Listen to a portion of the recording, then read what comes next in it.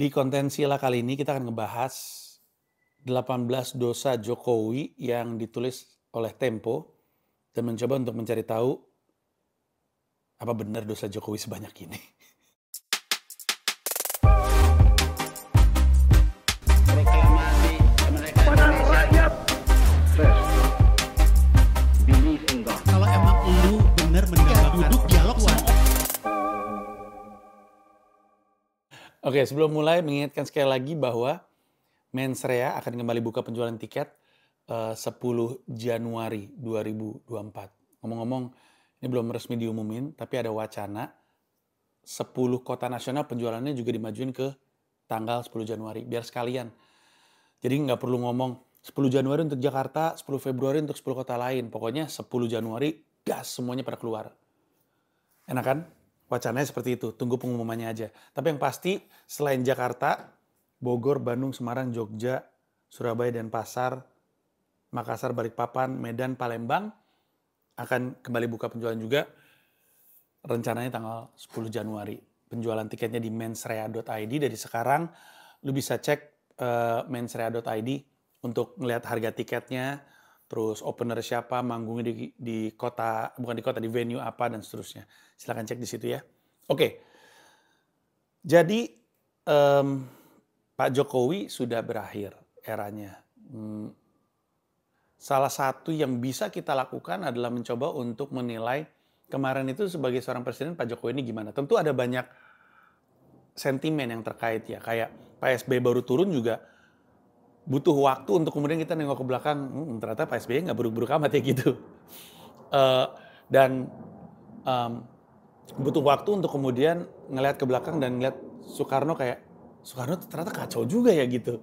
Kalau Soeharto kan udah ketahuan kacau karena ya diturunin gitu. Nah, warisan dari seorang presiden itu tentu kan adalah negara yang dia tinggalkan. Ya, Republik Indonesia dia tinggalkan setelah dia menjabat, dalam hal ini Pak Jokowi dua masa jabatan, ya itu adalah warisannya. Nah terus kan kita berangkat, ibaratnya itu kan Indonesia itu kayak tanah liat yang secara bergantian ditumbuh kembangin. Bung Karno ngambil tanahnya, dibikin lah nih. Bung Karno turun, Pak Harto ngelanjutin. Pak Harto turun, Habibie ngelanjutin. Terus saja, SBY ngelanjutin. Mungkin ada yang dipapah-papah dibuang nih, nggak perlu, bikin begitu terus. Sehingga Indonesia itu adalah si istana tanah liat yang terus bertumbuh, terus direvisi dan terus berkembang. Pertanyaannya adalah setelah orang terakhir ini, Republik Indonesia ini seperti apa?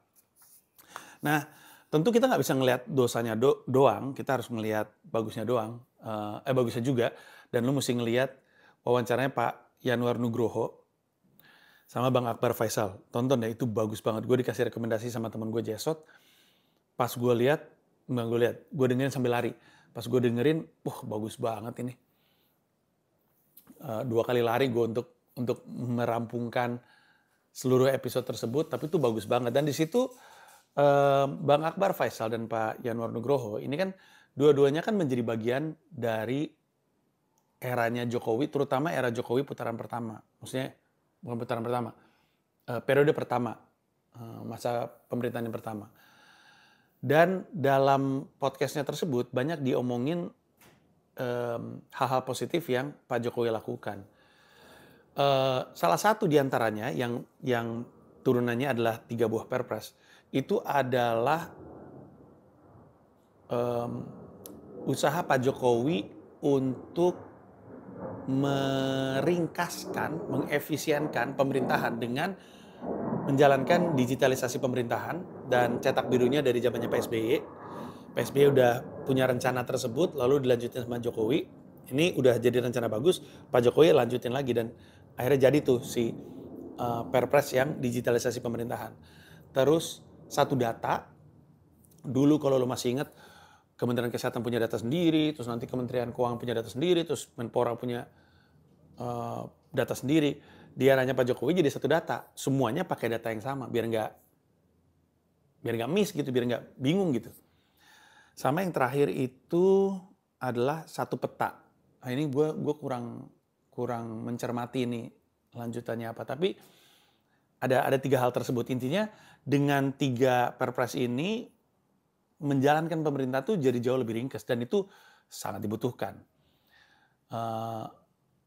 Habis itu yang juga dibahas sebagai sebuah pencapaian adalah memang pembangunan infrastruktur. Eranya PSBY kan selalu dibilang era di mana secara ekonomi Indonesia membaik, makro ya. Dan kalau misalnya kita ada baik secara ekonomi, ya wajarnya adalah kalau udah punya duit, ya lu belanja lah gitu. Dalam hal ini, lu belanja infrastruktur. Nah tentu ada perdebatan ya soal infrastruktur, karena salah satu kekurangannya Jokowi dan mungkin di sini adalah dalam rangka proyek strategis nasional, dalam rangka pembangunan, ada banyak yang dikesampingkan. Salah satunya adalah AMDAL ya, intinya analisis terhadap dampak lingkungan atas pembangunan ini, atau masyarakat adat, ini selalu dikesampingkan. Tapi kalau boleh jujur, itu sering terjadi di mana-mana. Setiap kali mau ada pembangunan yang ekstrim, pasti demi efisiensi banyak yang dikesampingkan. Kita ingat sebenarnya Pak Jokowi ini dulu dikenal sebagai waktu zamannya wali kota Solo ya. Dia bisa ngegusur pedagang-pedagang liar, dia bisa memindahkan pedagang-pedagang liar tanpa digusur. Tapi itu karena beliau harus menghabiskan 50-an kali makan siang sama pedagang-pedagang itu, 53 kalau nggak salah. 53 makan siang untuk akhirnya pedagang-pedagang tersebut, ayo deh oke deh kita direlokasi. Di Solo mungkin bisa ngelakuin itu. Di Jakarta cepet banget pace-nya. Di Indonesia, ini bukan cuma ngomongin pace pembangunan Indonesia yang jauh lebih cepat daripada Solo. Ini ngomongin kepentingan-kepentingan orang yang lebih banyak daripada ketika beliau di Solo. Jadi metode beliau makan siang 53 kali, nggak bisa. Mana ada warga Pulau Rempang diajak makan siang 53 kali? Nggak ada. Ada banyak pembangunan-pembangunan yang tidak melalui proses dialog. Jangankan itu, undang-undang pun banyak yang tidak melewati proses dialog. Kayak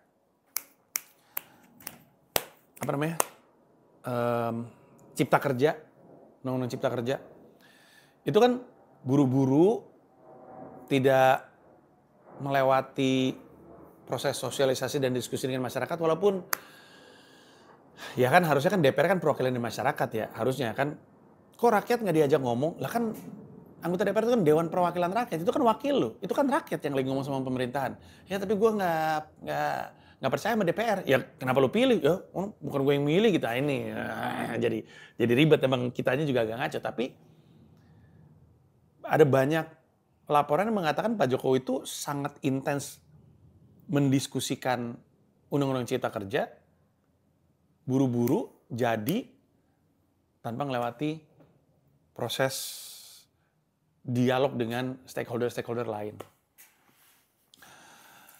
Ya tapi pada akhirnya infrastruktur lah terbangun. Sebenarnya gue tuh mau bikin video ya, tapi ini kayaknya bukan video sila sih. Gue pengen bikin video tentang berkah Jokowi dalam kehidupan kita pribadi. Aneh nih memang nih. Terdengar kayak gue memuji, tapi memang ada berkah dari kehadiran Jokowi terhadap hidup kita. Tapi itu kayaknya video terpisah deh. Tapi ini kayaknya bukan video sila, karena ini ngomongin soal hidup kita gitu, bukan ngomongin politik ya. Politiknya cuma pintu masuknya doang aja, cuma latar belakang masalahnya adalah Pak Jokowi. Tapi videonya bukan tentang itu, tapi nanti kita bahas lagi. Oke, tapi bagaimanapun, di antara begitu banyak pencapaian, ada 18 catatannya Tempo. Kita bahas coba dari 18 ke 1 ya. Di nomor 18, kebebasan sipil yang menyempit. Ngomong-ngomong, ini ada beberapa pembahasan yang lebih dalam. Dan ini gue nggak tahu ini kritik atau gimana ya sama Tempo ya. Tapi gue bingung. Jadi gue kan nemu artikel ini ya.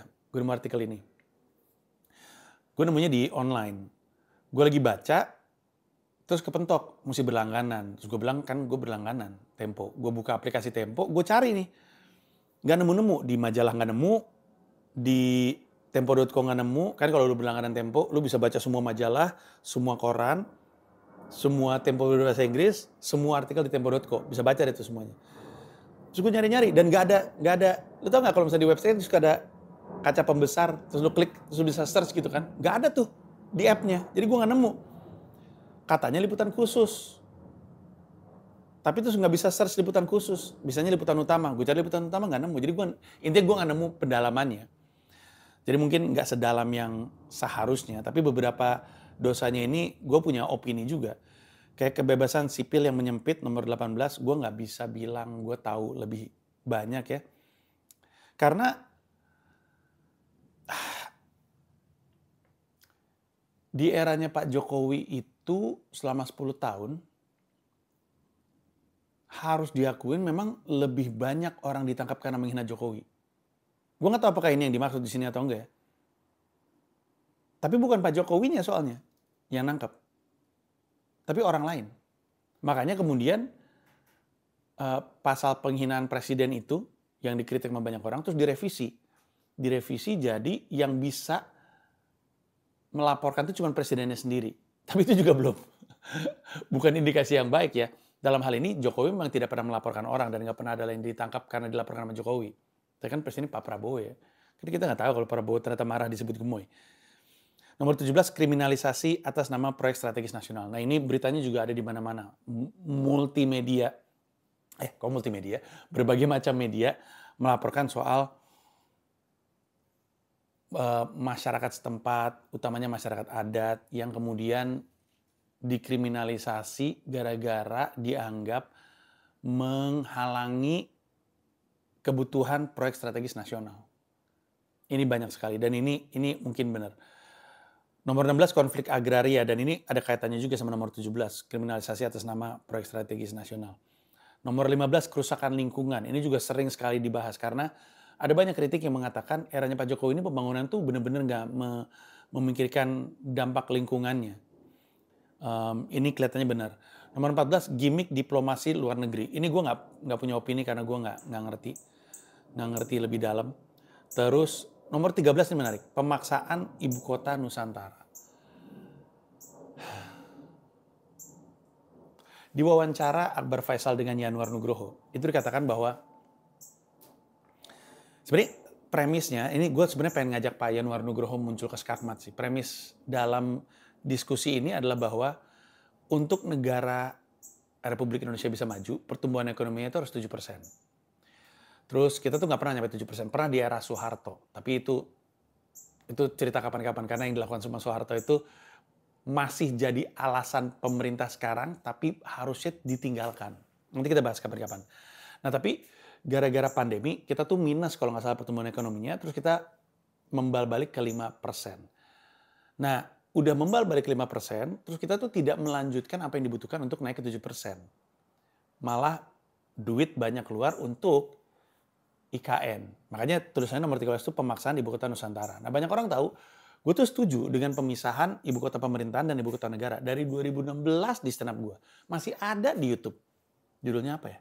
Kenapa ibu kota harus pindah ya kalau nggak salah. Dimana gue cerita soal Owak Jawa sebagai pintu masuk untuk ngebahas soal pemindahan ini.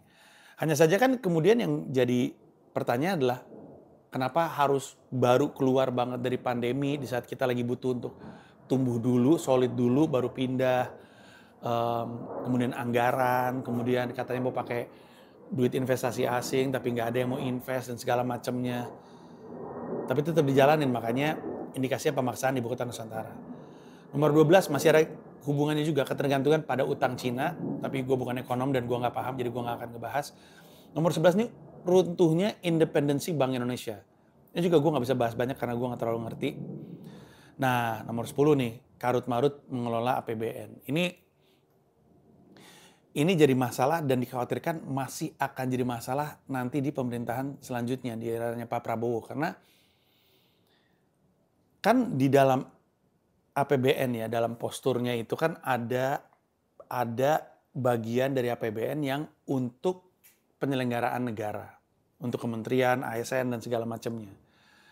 Nah bayangin, lo kan ketemu dengan kementerian yang jumlah menterinya terbanyak pasca reformasi. Bahkan kalau kita mau ngitung sama wamennya dan segala macamnya, jumlahnya terbanyak di Indonesia dibandingin eranya Bung Karno bahkan. Kementerian baru berarti kan anggaran baru. lembaga baru berarti anggaran baru lagi. Ada IKN, ada makan bergizi gratis. Artinya kedepannya ini akan jadi masalah. Padahal kemarin di eranya Pak Jokowi udah dianggap masalah. Nomor 9 menarik. Kegagalan menangani pelanggaran HAM berat. Kalau kita mau objektif, sebenarnya ya,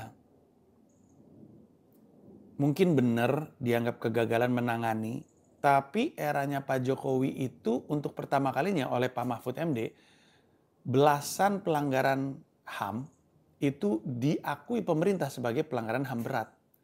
Tentu Yusril bikin pernyataan lain yang kemudian direvisi sama beliau sendiri, tapi setidaknya diakui sebagai pelanggaran HAM berat itu udah langkah maju, karena abis itu tindakan yang terjadi selanjutnya mengikuti dengan keputusan bahwa memang itu pelanggaran HAM berat.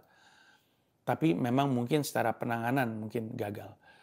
Nomor 8 ini kita semua lihat prosesnya, yaitu pelemahan KPK. Revisi Undang-Undang KPK adalah bukti pelemahan KPK. Masuk ke pemimpin yang dipertanyakan, ini eranya Firly Bahuri itu adalah era di mana, dan ini menurut artikel yang bisa lo baca di mana-mana, bukan menurut gue. Era di mana pemimpinnya paling sering, paling banyak atau paling sering ya, kena pelanggaran kode etik. Udah gitu kita dengar bahwa ada banyak liputan juga yang mengatakan KPK ini di bawah Firly Bahuri itu dimanfaatkan untuk ngasusin orang-orang yang sekiranya akan jadi masalah bagi pemerintahan Pak Jokowi. Tapi mungkin ilustrasi paling besar terhadap pelemahan KPK adalah apa namanya itu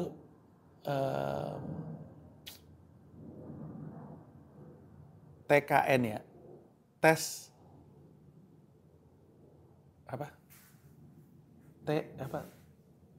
apa sih yang tes keluarga tes wawasan kebangsaan, TWK itu dia, tes wawasan kebangsaan. Yang pertanyaannya lu bisa baca semua, pertanyaannya nggak jelas banget, dan orang yang ngajar Lemhanas, orang yang ngajar pemerintahan terkait wawasan kebangsaan itu dipecat. Kok bisa? Ya ujung-ujungnya ya begitu. KPK yang jadi lebih lemah. Sekarang KPK yang tadinya nomor 1 paling dipercaya publik sekarang paling bawah. Saking berubahnya. Nomor 7, politisasi kejaksaan. Ini juga gue gak punya cerita dan gak punya opini terkait ini, tapi kita bisa tahu ada banyak kejadian yang menggambarkan kesalahan ini. Nomor 6, watak patron klien kepolisian. Ya, gue harus baca sih untuk ngerti. Nomor 5 nih menarik nih, runtuhnya sistem pendidikan. Gue tahu ada banyak kritik terkait zonasi ya.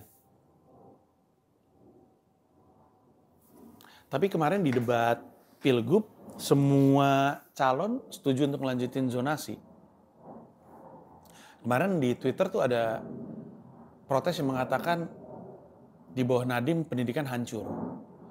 Saya yang bilang, nggak hancur-hancur amat kok, ada yang tetap bagus dan mesti dipuji dan gitu-gitu. Jadi, I don't have a say on it. Konflik Papua tak kunjung padam, nomor 4, ini memang terjadi beberapa kali konflik di eranya Pak Jokowi. Nomor 3 berasa banget, TNI di ranah sipil. Apalagi kemarin, siapa namanya, mayor siapa tuh? Yang masuk pemerintahan, habis itu dibilang nggak apa-apa kok, nggak usah ngelepas jabatan di TNI. Ini pernah gue bahas juga di Sila soal kembalinya dui fungsi ABRI itu segitu. Kata jenderal siapa? Enggak kok, nggak dui fungsi, multifungsi. Wah lebih parah dong. Itu terjadi. Nomor 2, pelemahan institusi demokrasi, dan ini juga kelihatan dengan sembarangnya ya kan, untuk demokrasi bisa berjalan kan butuh beberapa pilar. Hihi ada salah satu pilar demokrasi. Tapi pilar-pilar demokrasi ini rubuh. Media, sedih banget gue ngelihat kayak Tempo ya, yang menurut gue, ya namanya juga buzzer ya, susah juga. Tempo mah dari dulu ya Tempo. Orang Tempo pernah dibredel, dari dulu Tempo ya Tempo. Tempo mah ngekritik yang perlu dikritik gitu. Cuman sekarang mereka pada marah karena idola mereka yang dikritik.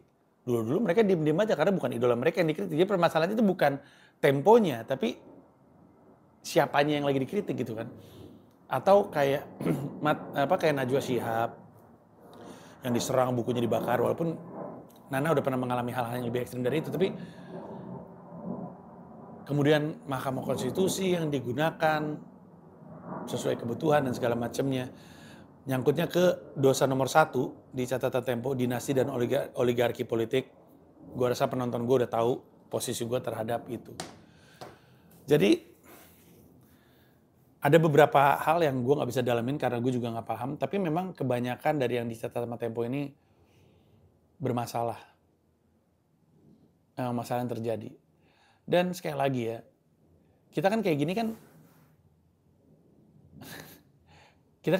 karena ya kan kita kan warga negara Indonesia ya, kita kan bayar pajak. Nggak bayar pajak penghasilan, tapi lu beli teh, beli handphone juga udah bayar pajak. Duit lu tuh ada yang diambil sama pemerintah. Jadi kan namanya juga orang ngambil duit gue katanya untuk membangun negara, kan gue juga pengen tahu duit gue yang dipakai tuh dipakai apa sih? Itu kan wajar ya. Makanya dia bilang si Panji nih siapapun presidennya masih aja kelakuannya kayak gitu. Lah, emang namanya rakyat begitu. Tahun 98 waktu Soeharto diturunin, kan gue jadi bagian dari demo, jadi bagian betis sih, tapi gue udah ada di situ. Pasca itu dari mungkin gue nggak terlalu punya opini politik pas Pak Habibie, Bu Mega sama Gus Dur. Tapi ketika SBY, gue udah menjalankan proaktif kan, dan SBY 2 periode, Pak Jokowi 2 periode, ya kena terus sama gue kalau misalnya ada yang salah, dipuji kalau ada yang benar. Ya jadi ya kita mesti tahu sekarang Indonesia lagi di mana posisinya, karena kita pengen lihat dari bangunan yang disisain sama begitu banyak presiden termasuk Pak Jokowi, Pak Prabowo ini disisain apa, dan oleh Pak Prabowo ini mau diapain. Nah itu yang mesti kita cermati bareng-bareng. Sila akan selalu punya bahan. Itu dulu untuk sekarang, terima kasih banyak. Oh iya, kabar baik, bentar lagi Skakmat season 2 akan kembali. Baik di hari Rabu. Kabar buruknya adalah Sila Rekap jadi nggak ada. Siapa tahu ada yang ngefans sama Sila Rekap, karena penontonnya lumayan. Sila Rekapnya akan menghilang dulu selama 10 minggu. Ke depan diganti nama Skakmat season 2. Itu aja dari gue. Seperti biasa, kalau menurut lo ini oke untuk dirilis untuk umum, silakan dirilis untuk umum. Kalau nggak, gue akan tahan. Makasih banyak semuanya. Bye-bye.